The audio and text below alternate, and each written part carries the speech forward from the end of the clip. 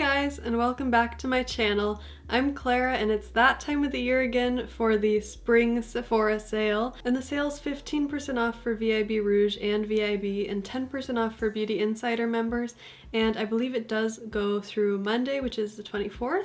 So there's still time to pick up some stuff if you are interested. The thing I really like about this sale is a lot of the times you might be able to find a brand that you like on sale, like Tarte, for example, will do frequent sales on their website, like up to 30% off. So you can get really good deals through that, but for more like luxury brands, they don't hardly ever go on sale, especially if you're trying to buy from another website like Nordstrom or Bloomingdale's. Even their sales normally exclude beauty, which is really frustrating. So I think that this sale is an excellent time to pick up either like restock on your products that you use all the time, or use it for more kind of luxury items that you maybe wouldn't pay full price for but are still interested in. So I am going to share what I hauled with you today. There are a couple items that I ordered last minute because, you know, it's a sale, so they get you. You always feel like, oh, like there's just this one more thing that I need to order. And so I'm still waiting for those, but at the end of this video, I'll just briefly mention them in case you are interested. And this was kind of the haul of blushes. I love blush. I've said it so many times, it's one of my favorite things, so you will see a lot of blushes. But let's just jump right into it with what's on my cheeks today. It's not new, it's from Nars, and this is Bumpy Ride. It's the shade that everybody was going crazy for in their spring release, and I do believe that they've made this permanent now. And you can see it's just such a nice kind of bright, like peachy coral color, but it's not too deep. So I feel like this would look better on like fair skin or even medium skin tones. I think if you're a deeper skin tone, you'd really have to work to build up this blush, but I do think that you could build it up. Jumping into something a little bit more high-end that I ordered, I waited specifically for the sale to pick these up, even though they've been out for at least a month now, so they're not really like new, but I really didn't want to pay full price for them even though I was interested. So what I did pick up were two of the Tom Ford duos from his spring release, I believe, of this year, and they did both come in these little white dust covers. These were each $78 before they went on sale, so that's really, really pricey, and I would encourage you to pick them up on sale if you are interested. And just so you know, the Tom Ford collections rarely sell out for spring or fall before the sales. Even some of the collection from last year is still around if you wanted to pick it up in this sale, so I really encourage you not to buy it full price if you can help it, just because these are really, really pricey and you don't get too much in there. And this is the Sheer Cheek Duo, which is apparently not very sheer, but I don't mind because I love blush. This is kind of a really bright, warm coral shade, and then this is just a really nice kind of pale rose gold highlight. And I was thinking about filming a comparison because I do have a lot of like spring colored blushes, just kind of showing my collection. If you guys are interested in seeing like comparison swatches of all of those, just leave me a comment down below. And this is the Tom Ford Highlighting Duo, which I swatched in store and it looked so, so gorgeous. Like even more than their individual like eyeshadow pots that come with like the cream and then the powder on top. Because I was kind of thinking of picking up Golden Peach, but honestly I like the intensity of these ones better.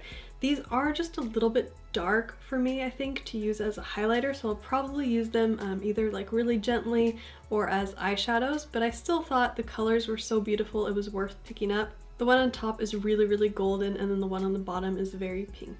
And those definitely would be so beautiful if you have a darker skin tone. Next up is actually something that a subscriber recommended when I was trying out my Tarte Unicorn eyeshadow palette, and this is the Urban Decay Moondust brush. It's really, really interesting because it's actually very lightweight. They say it's made from recycled plastic bottles, which is kind of interesting. So the bristles are synthetic. They're supposed to pick up glitter a lot better, and I have found that when I use them on more like glittery eyeshadows, they do seem to pick up better.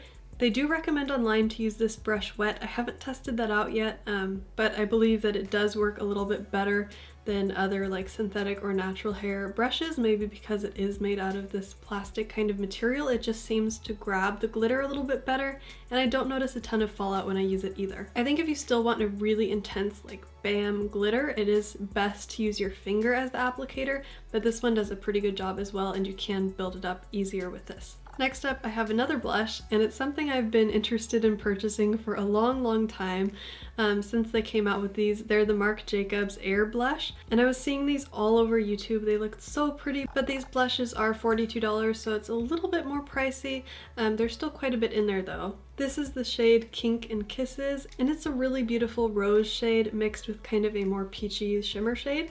And you're supposed to use the one side as like lighter to highlight, and then the other side is more like darker to go lower on your cheekbones and sort of like naturally contour even though it's a blush. And I think you can see sort of a theme in the blush colors I'm picking up. They're all like really very springtime, like coral, peach, pink colors. And next up, I picked up some eyebrow essentials because I've been fighting so much with my eyebrow pencil that I'm using currently. Don't recommend it. It's not really the brand that's the problem, it's more the shape of the pencil. It's one of those really like thick ones, so it's really difficult to draw like a nice natural sort of line. So I did pick up the Anastasia Beverly Hills Brow Wiz in the shade medium brown, and then I've just been holding out on purchasing another one of these clear brow gels for a while because I feel like somehow $22 is a lot for a clear brow gel, but I could be wrong. I've just been using mine to death. I finally threw it away today, so I'm really excited to have a new one. Oh, look, it's another blush. This one is again an expensive one. It's from YSL. It comes with this black dust cover. This one is $48, so even more expensive than the Marc Jacobs one, and it's shade 6 Passionnee. And this blush, I saw it in the store. I thought it looked so pretty. It's just kind of again that golden like peachy pink shade with a lot of shimmer in it. It does have a lighter peachy golden center, and then the outside is more of a pink. But even though I saw this and I swatched it in store and thought it was beautiful, when I went online to order it, the picture on Sephora, somehow the color is all off. It looks really ugly. And so when I was looking at it, I was like, no, like this can't be the blush that I wanted to spend $48 on. But it really is very beautiful in person. They just have a terrible picture of it. I don't know what was going on there. Next, I picked up just a few eyeliners. I did haul the Urban Decay Whiskey, which is just a nice, rich, warm brown in my winter haul. I'm pretty lazy when it comes to my eyes, so I don't really do a lot of colors, but I picked up two that I think really help to bring out the green in my eyes because they're slightly hazel, but they lean more brown. When I was in high school, I loved using like aubergine eyeliner, and I know that feels like really 90s probably, especially the name of this eye pencil makes me feel like it's very 90s, but I still think it looks really beautiful, and I have purchased multiple purple eyeliners, so we'll see how this one does. It's the shade Rockstar, just to make me feel more 90s. And then the other shade is called Stash, and this one is a really dark kind of golden green color. It's not overwhelmingly green, so I feel like you can wear it just like day to day without looking too intense. I feel like green eyeliner itself is really hard to pull off, especially if you're just going to work. And I did pick up the Urban Decay pencil sharpener just because online everybody was saying their other pencil sharpeners were eating their Urban Decay pencils, and this one got really high ratings. I haven't used it on my Urban Decay pencil yet, but I did use it on a Charlotte Tilbury lip liner and it worked really well, didn't break it or eat it. So even though it's like $10, I think it's worth it if you're going to protect your investment in all your pencils. Next, I'm going to share with you a couple things that I did pick up a little bit earlier than the sale, but I haven't really mentioned them so much in a video because I felt like I couldn't really do like a whole review on them. If you saw my La Mer bronzer video, then you heard me mention the Surratt blush in Fais Rougir. Again, just a nice, beautiful, bright strawberry pink color. The one that I didn't mention is called Barbe à Papa, and this is a really interesting color. It looks very pink, but it does have some like kind of purple bluish tones to it, and it does have a lot of like blue shimmer in it, which looks really strange in the pan. It looks like it'll be really intense, like festival kind of makeup, but when I blend it onto my cheeks, the powder is so nice and fine that it doesn't look like fake at all. It's really interesting.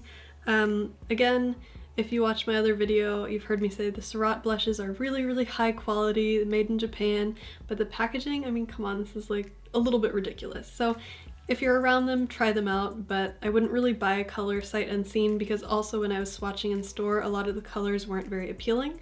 So check them out if you're around them.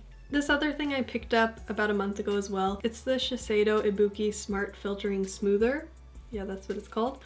and it's just kind of supposed to smooth your pores. It can be used either as like a primer or on its own, or like dabbed over the top of your makeup even. Kind of reminds me of the YSL one, the way that one's supposed to do in the compact. And I haven't tried using this over my makeup, but I have used it under my makeup and it's okay. It does kind of dry down to more of a powdery finish. It blurs the pores pretty well, but I feel like sometimes the pores can get clogged when you're using this. So I think it's just okay. I wouldn't really recommend picking it up per se, but it has some good reviews. So if you find that your pores don't get easily clogged, then you might like this one. Speaking of Shiseido, I have gone through an entire drawer full of like face wash samples, and I finally used them up, so I felt free to buy another like full-size face wash. And I picked up the Shiseido Ibuki because out of all the face washes I've used, I've liked this one the best. It has a nice scent. If you don't like scented things, you might want to stay away from this, but it's still really gentle. And it has like these tiny beads for exfoliation, but they're not harsh at all on the skin. So I really like this one. It doesn't irritate my sensitive skin at all. And from my drawer full of face wash samples, my husband really wanted me to pick him up this face wash. It's the Origins Checks and Balances. It's really good for oily skin, but it was a little bit too harsh for my sensitive skin, and it smells like mint toothpaste, which is nice if you want to feel like really fresh and clean, but again, I feel like it's a little bit harsh for more sensitive skin. And he also wanted me to pick him up this Mr. Burberry deodorant stick.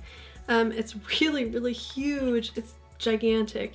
And this is kind of a nice way to try out the fragrance and see if you like it before you like shell out $80 for it. If you have a guy in your life who's like interested in scents but also doesn't really like to spray cologne on himself every day, then maybe something like this is a good option. I also got my VIB Rouge welcome gift for spending too much money, and it's like this really, really tiny brush. I haven't tried it out yet, but last year we got a miniature size of a Nars blush, and that was a little bit more exciting to me. But maybe this tiny brush will fit in my miniature blush sample that I got last year. It feels soft, it's cute and red. It's just a little bit small considering that you have to spend like $1,000 at Sephora to be considered VIB Rouge, but it's nice to get something for free. And lastly, I want to mention a few things that I ordered that aren't here yet.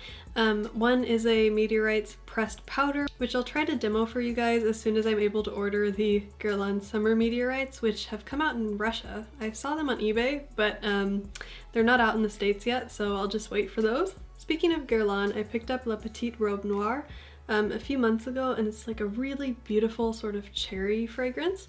And I mention this because I just saw new on Sephora is another kind of cherry scented perfume. Hopefully it's not like that gross like cherry medicine flavor, but I really like these natural kind of cherry blossom scents. So I'm excited to try out this new perfume they have. It's not like new, it's been out since 2015, but it's new to Sephora. It's Berdoues, I hope I'm pronouncing that correctly. And the fragrance is called Somei Yoshino.